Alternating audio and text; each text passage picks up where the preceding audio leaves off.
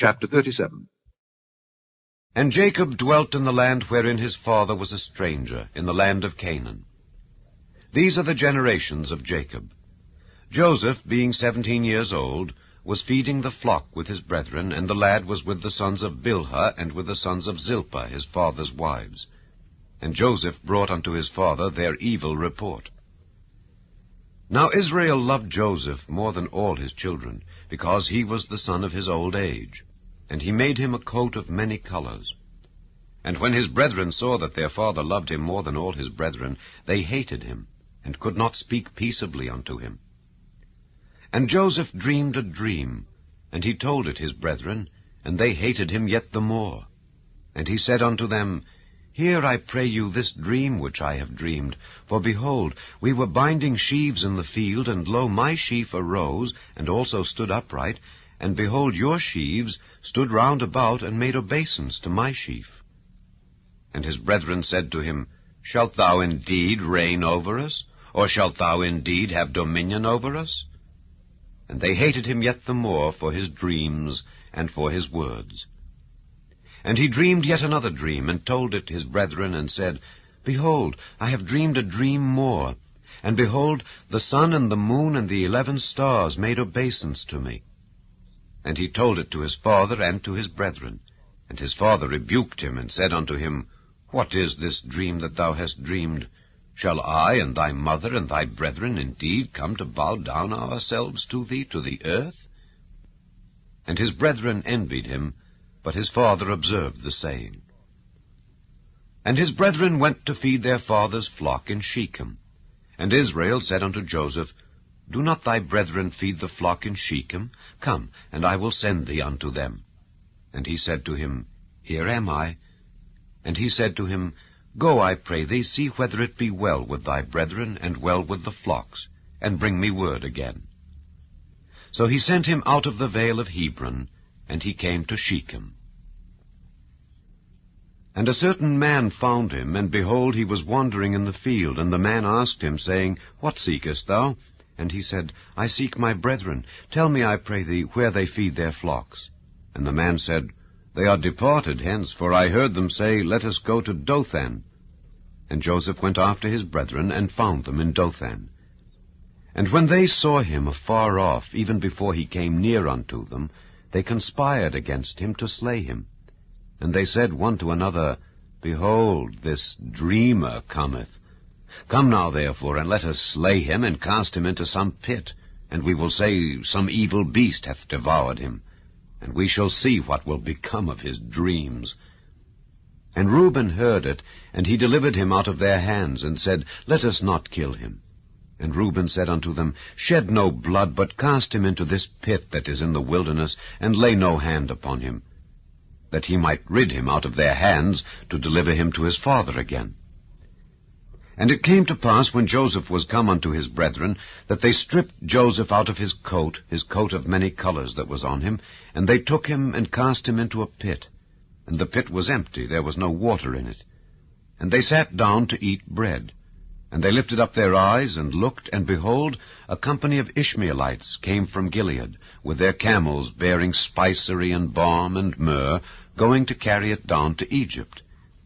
And Judah said unto his brethren, What profit is it, if we slay our brother and conceal his blood?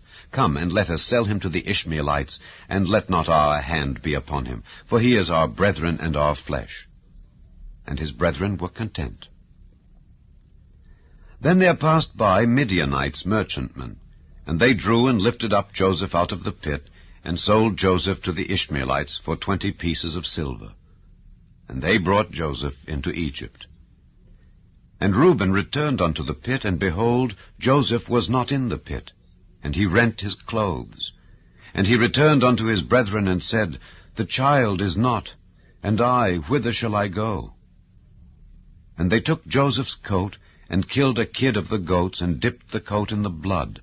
And they sent the coat of many colors, and they brought it to their father, and said, This have we found. Know now whether it be thy son's coat or no. And he knew it, and said, It is my son's coat. An evil beast hath devoured him. Joseph is without doubt rent in pieces. And Jacob rent his clothes, and put sackcloth upon his loins, and mourned for his son many days. And all his sons and all his daughters rose up to comfort him, but he refused to be comforted, and he said, For I will go down into the grave unto my son mourning. Thus his father wept for him. And the Midianites sold him into Egypt unto Potiphar, an officer of Pharaoh's, and captain of the guard. Chapter 38. And it came to pass at that time that Judah went down from his brethren, and turned into a certain Adullamite, whose name was Hira. And Judah saw there a daughter of a certain Canaanite, whose name was Shua. And he took her, and went in unto her. And she conceived, and bare a son, and he called his name And she conceived again, and bare a son, and she called his name Onan. And she yet again conceived, and bare a son, and called his name Shelah. And he was at Kezib when she bare him. And Judah took a wife for his firstborn, whose name was Tamar. And Judah's firstborn, was wicked in the sight of the Lord, and the Lord slew him.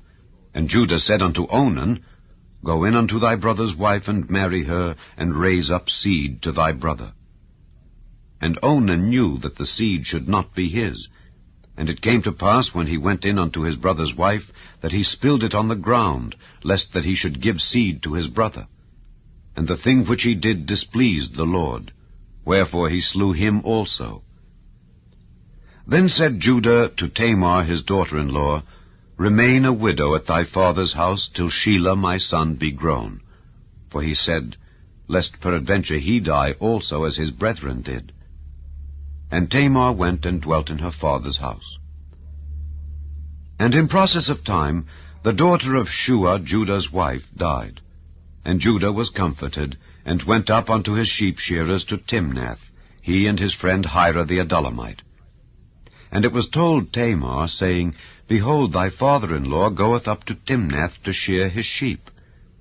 And she put her widow's garments off from her, and covered her with a veil, and wrapped herself, and sat in an open place which is by the way to Timnath. For she saw that Shelah was grown, and she was not given unto him to wife. When Judah saw her, he thought her to be an harlot, because she had covered her face. And he turned unto her by the way, and said, Go to, I pray thee, let me come in unto thee. For he knew not that she was his daughter-in-law. And she said, What wilt thou give me, that thou mayest come in unto me? And he said, I will send thee a kid from the flock. And she said, Wilt thou give me a pledge till thou send it? And he said, What pledge shall I give thee? And she said, Thy signet, and thy bracelets, and thy staff that is in thine hand. And he gave it her, and came in unto her, and she conceived by him. And she arose and went away, and laid by her veil from her, and put on the garments of her widowhood. And Judah sent the kid by the hand of his friend the Adullamite, to receive his pledge from the woman's hand, but he found her not. Then he asked the men of that place, saying, Where is the harlot that was openly by the wayside? And they said, There was no harlot in this place. And he returned to Judah, and said, I cannot find her. And also the men of the place said that there was no harlot in this place.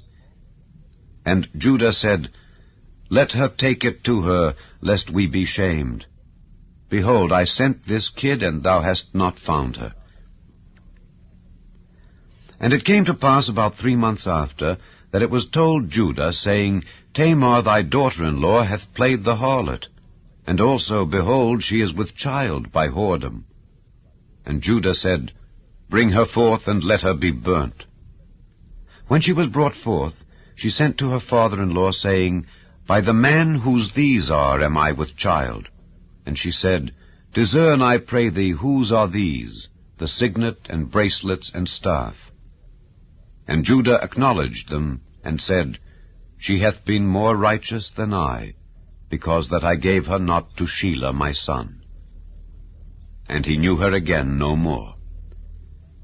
And it came to pass in the time of her travail, that, behold, twins were in her womb. And it came to pass, when she travailed, that the one put out his hand, and the midwife took and bound upon his hand a scarlet thread, saying, This came out first. And it came to pass, as he drew back his hand, that, behold, his brother came out. And she said, How hast thou broken forth? This breach be upon thee. Therefore his name was called Pharez. And afterward came out his brother that had the scarlet thread upon his hand, and his name was called Zerah. Chapter 39. And Joseph was brought down to Egypt, and Potiphar, an officer of Pharaoh, captain of the guard, an Egyptian, bought him of the hands of the Ishmaelites which had brought him down thither. And the Lord was with Joseph, and he was a prosperous man, and he was in the house of his master the Egyptian. And his master saw that the Lord was with him, and that the Lord made all that he did to prosper in his hand. And Joseph found grace in his sight, and he served him. And he made him overseer over his house, and all that he had he put into his hand. And it came to pass from the time that he had made him overseer in his house, and over all that he had, that the Lord blessed the Egyptian's house for Joseph's sake. And the blessing of the Lord was upon all that he had in the house and in the field. And he left all that he had in Joseph's hand, and he knew not aught he had, save the bread which he did eat. And Joseph was a goodly person, and well-favored. And it came to pass after these things, that his master's wife cast her eyes upon Joseph, and she said, Lie with me. But he refused, and said unto his master's wife, Behold, my master wotteth not what is with me in the house, and he hath committed all that he hath to my hand. There is none greater in this house than I. Neither hath he kept back anything from me but thee, because thou art his wife. How then can I do this great wickedness, and sin against God? And it came to pass, as she spake to Joseph day by day, that he hearkened not unto her, to lie by her, or to be with her. And it came to pass about this time, that Joseph went into the house to do his business, and there was none of the men of the house there within. And she caught him by his garment, saying, Lie with me. And he left his garment in her hand, and fled, and got him out. And it came to pass, when she saw that he had left his garment in her hand, and was fled forth, that she called unto the men of her house, and spake unto them, saying, See, he hath brought in an Hebrew unto us to mock us. He came in unto me to lie with me, and I cried with a loud voice. And it came to pass, when he heard that I lifted up my voice and cried, that he left his garment with me, and fled, and got him out. And she laid up his garment by her, until his lord came home. And she spake unto him according to these words, saying, The Hebrew servant which thou hast brought unto us came in unto me to mock me. And it came to pass, as I lifted up my voice and cried, that he left his garment with me, and fled out. And it came to pass, when his master heard the words of his wife, which she spake unto him, saying, After this manner did thy servant to me, that his wrath was kindled. And Joseph's master took him, and put him into the prison, a place where the king's prisoners were bound, and he was there in the prison. But the Lord was with Joseph, and showed him mercy, and gave him favor in the sight of the keeper of the prison. And the keeper of the prison committed to Joseph's hand all the prisoners that were in the prison, and whatsoever they did there, he was the doer of it. The keeper of the prison looked not to anything that was under his hand, because the Lord was with him, and that which he did, the Lord made it to prosper.